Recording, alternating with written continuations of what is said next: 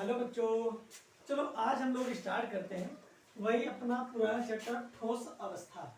ठोस अवस्था में हम लोगों ने पढ़ा था दोष के बारे में, क्रिस्टल दोष के बारे में कि क्रिस्टल दोष हमारे कितने प्रकार के होते हैं। क्रिस्टल दोष होते हैं हमारे 3 प्रकार के। एक होता है हमारा स्टाइकियोमेट्री दोष, एक होता है हमारा नॉन स्टाइकियोमेट्री दोष और तीसरा होता है अशुद्धता दोष। स्टाइकियोमेट्री दोष के बारे में हमने पिछली क्लास में पढ़ लिया था।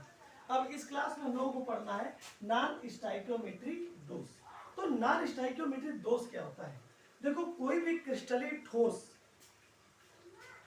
उसमें उत्पन्न वह दोष जिसकी वजह से क्रिस्टलीय ठोस की स्टाइकियोमेट्री बदल जाती है, उसको हम बोलते हैं स्टाइकियोमेट्री दोष। स्टाइकियोमेट्री का मतलब संगठन, जिनसे वो क्रिस्टलीय ठोस मिलकर बना हुआ है, उन चीजों का जो संगठन है वो बिगड़ जाता है, तो हम बोलते हैं स्टाइकियोमेट्री दोष।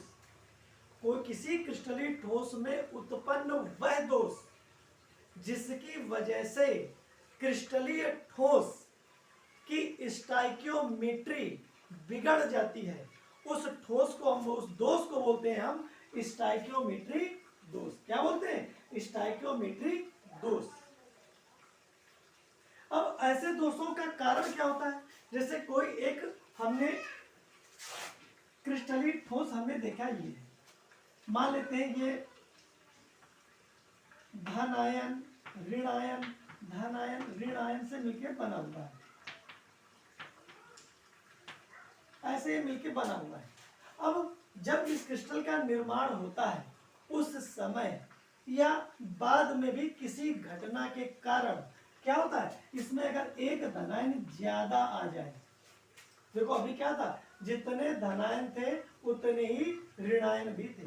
इसमें तो क्या 4 धनायन है, 1 2 3 4 और 4 ही ऋणायन भी है, तो ये 4 4 है, यानी कि संगठन तो स्थिर है, यानी कि यहाँ की इसकी स्टाइकियोमेट्री अच्छी है।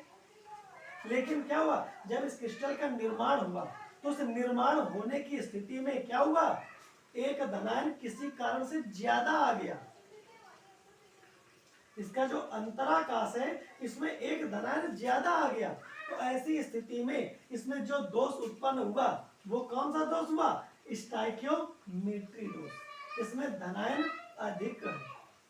कभी कभी क्या होगा कि कोई भी क्रिस्टलीय ठोस होगा जिसमें ये धनायन ऋणायन धनायन ऋणायन से ये मिलके बना हुआ है, इससे मिलके बना हुआ है। लेकिन जब इस क्रिस्टल का निर्माण होगा उस समय क्या हुआ होगा कि इसमें जो ऋणायन है, वो ऋणायन यहाँ पे न रह के अपना इलेक्ट्रॉन यहाँ पे छोड़ दिया होगा और ऋणायन भाग गया होगा, ऋणायन किसी तरीके से निकल गया होगा। तो ऐसी स्थिति में देखो 1 2 3 4 4 धनायन है, लेकिन ऋणायन कितने? 1 2 3 ऋणायन है। ये इलेक्ट्रॉन है, इलेक्ट्रॉन को ऋणायन में नहीं जोड़ेंगे हम, इस यहाँ पे 3, तो देखो संगठन बिगड़ गया ना। और ये संगठन बिगड़ा किसकी वजह से? ऋण आयन की कमी की वजह से। तो यहाँ पे भी देखो संगठन बदला, तो नॉन स्टाइकियोमेट्री दोष ही बोलेंगे इसको। तो नॉन स्टाइकियोमेट्रिक दोष 2 प्रकार से हमको देखने को मिल रहा है, एक धनायन की अधिकता की वजह से और एक ऋणायन की कमी की वजह से। धनायन ज्यादा हो गया, ऋणायन कम हो गया, तो ऐसी स्थिति में क्या हुआ, स्टाइकियोमेट्रिक हमको दोष देखने को मिला। तो चलो हमें समझ में आ गया कि नॉन स्टाइकियोमेट्रिक दोष क्या होता है। अगर कोई क्रिस्टलीय ठोस में उत्पन्न वह दोष जिसकी वजह से उस क्रिस्टलीय ठोस की स्टाइकियोमेट्री क्या हो, बिगड़ जाए, तो हम ऐसे दोष को बोलेंगे नॉन स्टाइकियोमेट्रिक दोष। ये जो नॉन स्टाइकियोमेट्री दोष होता है, ये 2 प्रकार का होता है। एक धातु अधिकता दोष। क्रिस्टल में क्या होगा, किसी कारण से धातु आयन ज्यादा होगा, तो वहां पे धातु अधिकता दोष की वजह से, धातु की अधिकता की वजह से जो दोष उत्पन्न होगा उसको हम धातु अधिकता दोष बोलेंगे। और क्या होगा, कभी कभी धातु न्यूनता दोष, यानी कि धातु की कमी भी हो जाएगी, ऐसी स्थिति में धातु न्यूनता दोष होगा। तो चलो इनको देखते हैं, धातु अधिकता दोष और धातु न्यूनता दोष। तो अगर हम धातु अधिकता दोष की बात करें, तो पहला धातु अधिकता दोष, धातु अधिकता दोष की बात करें तो इसमें क्या होगा, किसी मतलब वह नॉन स्टाइकियोमेट्रिक दोष, क्या बोलेंगे, वह नॉन स्टाइकियोमेट्रिक दोष जो क्रिस्टलीय ठोस में धातु आयन की अधिकता की वजह से होता है, उसको हम बोलते हैं धातु अधिकता दोष। आया समझ में? मतलब वह नॉन स्टाइकियोमेट्रिक दोष जो क्रिस्टलीय ठोस में धातु आयन की अधिकता की वजह से उत्पन्न होता है, उसको हम बोलते हैं धातु अधिकता दोष। अब धातु अधिकता दोष हमारा दो प्रकार से हो सकता है। मतलब क्रिस्टल जालक में धातु आयन की संख्या ज्यादा हो सकती है दो प्रकार से। एक तो जब क्रिस्टल का निर्माण हुआ हो उस समय क्या हो, क्रिस्टलीय ठोस में धनायन ज्यादा आ गए हों, यानी कि अंतराकाश में धनायन अतिरिक्त तो उपस्थित हो गए हों। एक तो ये स्थिति हो गई कि धनायन ज्यादा हो जाएंगे, धातु अधिकता दोष हो जाएगा। दूसरी कंडीशन कि अगर किसी कारण से क्रिस्टलीय ठोस में उपस्थित ऋण आयन गायब हो जाए, जब ऋण आयन गायब हो जाएगा तो अब धातुओं की संख्या ज्यादा होगी कि नहीं, धातु आयन की संख्या ज्यादा होगी कि नहीं। जैसे यहाँ पे देखो धातु आयन कितने, 1 2 3 4, जितने प्लस वाले वो सब धातु आयन है, क्योंकि धात्विक आयन जितने भी होंगे उतने प्लस का चार्ज होगा। तो धातु आयन 1 2 3 4 है, और ऋणायन कितने, 1 2 3 4 है। लेकिन कोई घटना घटी, उस घटना की वजह से क्या हुआ, एक ऋणायन अपना इलेक्ट्रॉन छोड़कर क्रिस्टल से निकल गया, बाहर निकल गया। तो ऐसी स्थिति में एक ऋणायन कम हो गया। तो अब 1 2 3 ऋणायन बचे, इलेक्ट्रॉन को ऋणायन नहीं कहा जाएगा। तो यहाँ पे 3 बचे। तो अब देखो स्टाइकियोमेट्री बिगड़ गए। अब ये दोष कैसे उत्पन्न, 1 2 3 4 धनायन और 3 ऋणायन, धनायन ज्यादा हो गया कि नहीं, तो धातु अधिकता हो गया कि नहीं। तो धातु अधिकता दोष है कि नहीं, धातु अधिकता दोष है कि नहीं। तो धातु अधिकता दोष किस वजह से, ऋणायन की कमी की वजह से, ऋणायन अपनी जगह से विलुप्त हो गया है, तो उसकी वजह से ये धातु अधिक या धातु अधिकता दोष उत्पन्न हुआ है। तो धातु अधिकता दोष दो प्रकार से हो सकता है, एक कि धनायन अतिरिक्त धनायन उपलब्ध हो जाए, उपस्थित हो जाए। दूसरा, जो क्रिस्टलीय ठोस में ऋणायन है वो अपना इलेक्ट्रॉन छोड़कर वो निकल जाए। तो ये दो प्रकार से धातु अधिकता दोष किसी क्रिस्टलीय ठोस में हो सकते हैं। तो चलो देखते हैं कि अतिरिक्त धनायन की उपस्थिति के कारण उत्पन्न धातु अधिकता दोष, इसको चलो समझते हैं। पहला यानी कि क्या था, धातु अधिकता दोष। तो धातु अधिकता दोष तो हमको पता ही है कि वह नॉन स्टाइकियोमेट्रिक दोष जो क्रिस्टलीय ठोस में धातु आयन की अधिकता की वजह से उत्पन्न होता है, उसको हम बोलते हैं धातु अधिकता दोष। ये होता है दो प्रकार का। तो एक प्रकार का ये हो गया तुम्हारा अतिरिक्त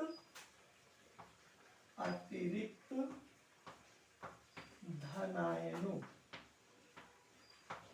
अतिरिक्त धनायन की उपस्थिति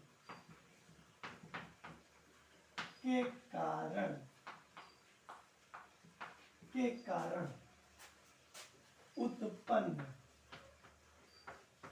धातु अधिकता दोष।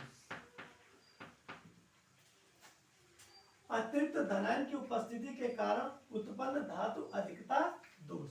अब देखते हैं जरा, एक होता है जिंक ऑक्साइड। क्या होता है, जिंक ऑक्साइड। ये देखो होता है ZnO। अगर हम इसके क्रिस्टल की बात करें तो चलो इसको हम यहाँ पे लिख देते हैं साइड में ZnO। एक ये क्रिस्टलीय ठोस है। अब यहाँ पे क्या होता है, Zn, ये O, ये Zn, ये O, ये O, ये Zn, ये O, ये Zn। ऐसा कोई क्रिस्टल, एक और चलो लिख देते हैं, ये Zn, ये O, ये Zn और ये O। ये एक क्रिस्टलीय ठोस है किसका, जिंक ऑक्साइड का। ठीक, यहाँ पे क्या है, जिंक ऑक्साइड, जिंक के ऊपर तो प्लस का 2 चार्ज होता है, ऑक्सीजन के ऊपर 2 माइनस का होता है, इसके ऊपर 2 प्लस का, चलो 2 लिख देते हैं ऐसे, 2 माइनस का, 2 प्लस माइनस का, 2 प्लस का, 2 माइनस का, 2 प्लस का, 2 माइनस का, 2 प्लस का, नहीं सॉरी, प्लस का, 2 माइनस का, 2 प्लस का, चाहे आगे लगाओ चाहे पीछे लगाओ, 2 माइनस का, ऐसा। ये क्रिस्टलीय ठोस है।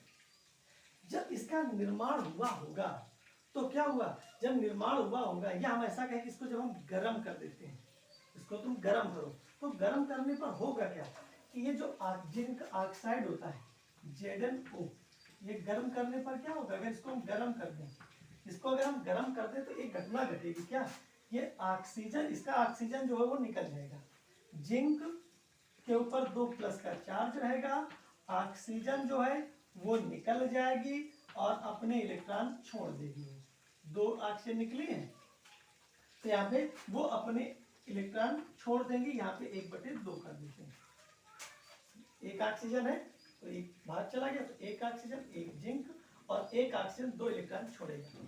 अब इलेक्ट्रॉन क्यों छोड़ देगा ये, क्योंकि ऑक्सीजन जो O माइनस है, यहाँ पे देखें जो O माइनस है और ये जो O माइनस है, ये इसकी तुलना में O2 के रूप में ज्यादा स्थायी है, और O2 जब बनेगा तो ये इलेक्ट्रॉनों की कोई जरूरत नहीं है, ये इलेक्ट्रॉन क्या कर देगा, ये इलेक्ट्रॉन किसी से लिए हुए हैं, जिंक से लिए हुए इलेक्ट्रॉन है, ये इलेक्ट्रॉन छोड़ देगा, और जो अपने पास निजी इलेक्ट्रॉन थे उनसे क्या करेगा, आपस में साझेदारी करके O2 बना लेगा, सहसंयोजक बंध बना के O2 बना लेगा और निकल जाएगा। तो ऐसी स्थिति में अब क्रिस्टल जालक की हम कल्पना कैसे कर सकते हैं, अब हम कल्पना ऐसे कर सकते हैं कि जैसे ये Zn है डबल प्लस, यहाँ पे ये जो ऑक्सीजन है, ये ऑक्सीजन, यहाँ पे क्या होगा, इसने अपना इलेक्ट्रॉन छोड़ दिया है Zn, या ऐसा करो, ऐसा करते हैं, पूरा क्रिस्टल ऐसे ही रख लो, ZnO minus, Zn double plus O minus, O minus, Zn double plus O minus, Zn double plus, ऐसे ही Zn double plus O minus, Zn double plus और ये O माइनस, ये क्रिस्टलीय ठोस ये। अब यहाँ पे हुआ क्या कि कुछ जिंक इस प्रकार से अपघटित हो गए, जब अपघटित हुए तो ये Zn क्या होगा, ये जो खाली जगह पड़ी है यहीं पे ये Zn जो है वो प्लस के रूप में उपस्थित हो जाएगा, जो खाली जगह है अंतराकाश में, और ये जो 2 इलेक्ट्रॉन है ये भी इसी अंतराकाश में, ये दोनों इलेक्ट्रॉन भी क्या होंगे, ये भी उपस्थित हो जाएंगे। तो अब यहाँ पे दोष उत्पन्न हो गया, क्या उत्पन्न हो गया, ये देखो इसके साथ में जुड़ा हुआ जो ऋणायन था ऑक्सीजन, वो तो O2 बन के निकल गया और अपनी जगह पे क्या छोड़ के गया, 2 इलेक्ट्रॉन छोड़ के गया अपनी जगह पे, तो इलेक्ट्रॉन तो आयन है नहीं, तो जिंक आयन है, तो ये जो निकल के चले गए तो उसकी जगह पे ऋणायन की कमी हो गई, तो ऋणायन की कमी क्या हुई, धनायन की वृद्धि हो गई, ऋणायन कम हुआ तो मतलब अब धनायन क्या हुआ, ऋणायन की तुलना में धनायन अब ज्यादा हो गया। तो यहाँ पे ये जो दोष उत्पन्न हो रहे, कौन सा दोष है, धातु आधिक्य दोष है, और किसकी वजह से, ऋणायन यानी कि अतिरिक्त धनायन की उपस्थिति की वजह से, अतिरिक्त धनायन की उपस्थिति के कारण उत्पन्न धातु आधिक्य दोष है, इसमें अतिरिक्त धनायन उपस्थित है, इसलिए इसमें अतिरिक्त धनायन की उपस्थिति के कारण उत्पन्न धातु आधिक्य दोष यहाँ पे देखने को मिला। जिंक ऑक्साइड का एक क्रिस्टल है, लेकिन इसको जब हम गर्म करते हैं तो गर्म करने पर क्या होता है, गर्म करने पे ये जिंक आयन में टूट जाता है, साथ ही ऑक्सीजन जो है वो निकल जाती है, 2 इलेक्ट्रॉन छूट जाते हैं, लेकिन अब ऑक्सीजन तो निकल गई लेकिन इलेक्ट्रॉन तो नहीं निकल गए, इलेक्ट्रॉन तो अब इसी में जो अंतराकाश है इसी में फंस गए बेचारे, और जिंक जो है अब जिंक भी कहाँ जाए, तो जिंक भी यहीं पे फंस गया। तो ऐसी स्थिति में इस पूरे क्रिस्टल में अतिरिक्त धनायन उपस्थित है, इसलिए इसको बोलेंगे धातु अधिकता दोष। ठीक, चलो अब आगे देखते हैं। दूसरा क्या है, ऋणायन की अनुपस्थिति के कारण उत्पन्न धातु न्यूनता दोष है। ऋणायन की अनुपस्थिति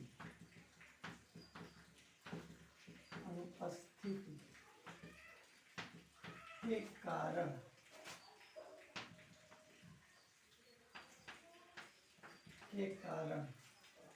उत्पन्न धातु न्यूनता दोष। अब यहाँ पे क्या होगा, अब ऋणायन की अनुपस्थिति के कारण उत्पन्न धातु न्यूनता दोष। अब ये कैसा क्या काम है, अब ये क्या होगा, तो देखो सोचो, एक देखो ये है सोडियम क्लोराइड NaCl, यानी कि एक है यौगिक NaCl, ये NaCl। अब इस NaCl की बात करते हैं, इसका क्रिस्टल लेते हैं, तो Na plus crystal, Cl minus, Na plus और Cl माइनस, ऐसा होगा। दूसरा Cl minus, Na plus, Cl minus, Na plus, कुछ ऐसा होगा। और चलो देखते हैं, एक और लिख लेते हैं Na plus, Cl minus, Na plus और Cl माइनस। ऐसा ही तो क्रिस्टल जालक हो गए। सोचो ऐसा क्रिस्टल जालक है ना NaCl का। लेकिन अगर हम क्या करें, इसको सोडियम की वाष्प के द्वारा गर्म करें, क्या करें, इस क्रिस्टल को, सोडियम क्लोराइड के क्रिस्टल को गर्म करें। कैसे गर्म करें, गर्म सोडियम के द्वारा या सोडियम की वाष्प के द्वारा। तो जब हम सोडियम की वाष्प के द्वारा इसको गर्म करेंगे तो सोचो होगा क्या, यहाँ पे सोडियम के कण इसकी सरफेस पर एकत्र हो जाएंगे कि नहीं हो जाएंगे। जब सरफेस पे इसकी सतह पर एकत्र हो जाएंगे तो एक घटना घटेगी। सोचो क्या घटना घटेगी, ये जो Cl है ये अभी यहाँ पे, वो Cl क्या करेगा, वो धीरे से इस NaCl से जुड़ने का प्रयास करेगा। अब इससे जुड़ने का प्रयास कैसे करेगा, ये अपना इलेक्ट्रॉन, ये जो अपना इलेक्ट्रॉन है, यानी कि कुछ, चलो भी यहाँ पे ऐसे दर्शा देते हैं, ठीक, एक अलग बना देते हैं, Na plus Cl minus, Na plus Cl minus, Cl minus, Na plus, Na plus, गड़बड़ हो गया, Cl minus, Na plus, Na plus, Cl minus, Na plus, Cl minus, ये क्रिस्टल है। सोडियम की वाष्प गर्म किया जाए, सोडियम इसके पृष्ठ पर देखो एकत्र हो रहे हैं। एकत्र होने के बाद क्या होगा, ये क्लोरीन क्या करेगा, ये क्लोरीन करेगा क्या, ये अपना बना लेगा, अपना इलेक्ट्रॉन छोड़ देगा, यहाँ पे अपना इलेक्ट्रॉन जो इसके पास है वो छोड़ देगा और सोडियम से नया इलेक्ट्रॉन लेगा और बना लेगा NaCl। क्या बना लेगा, NaCl।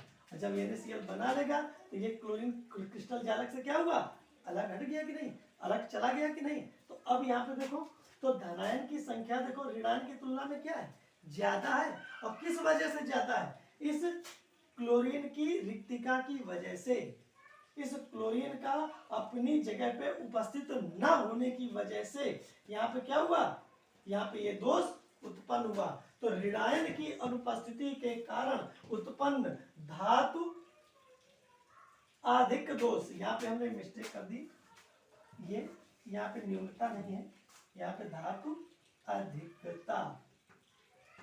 अधिकता दोष है।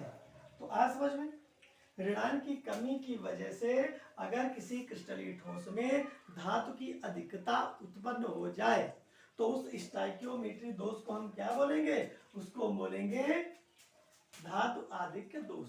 तो धातु आधिक्य दोष ये दो प्रकार से हो सकता है, या तो क्या हो, धनायन अतिरिक्त उपस्थित हो जाए, दूसरा या तो जो ऋणायन उपस्थित है वो अपनी जगह से भाग जाए। इन दो कंडीशनों में क्या होगा, धातु आधिक्य दोष होगा। तो आए यहां पे समझ में। तो ये वाला जो दोष होता है, एग्जाम्पल के तौर पे देख लो, एग्जाम्पल नोट कर लेना, परिभाषा अपना समझ के लिख लेना, ये चित्र बना लेना, ये पहले, ये बाद का है, तो ये चाहो तो ना बनाना, केवल ये बना लेना, ये ना भी बनाना, केवल ये बना लेना। ठीक, एग्जाम्पल के तौर पे इसका तो एग्जाम्पल जिंक ऑक्साइड हो गया।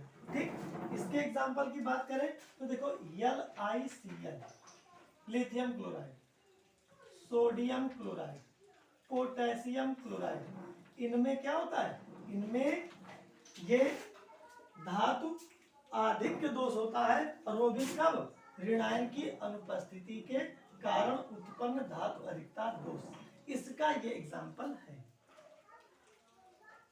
एक चीज और जानते हो, वैसे तो ये सफेद है, लेकिन जब ये दोष उत्पन्न हो जाता है, वैसे तो कलरलेस है, कोई कलर नहीं है, लेकिन जब ये दोष उत्पन्न हो जाता है उस समय इनका रंग बदल जाता है।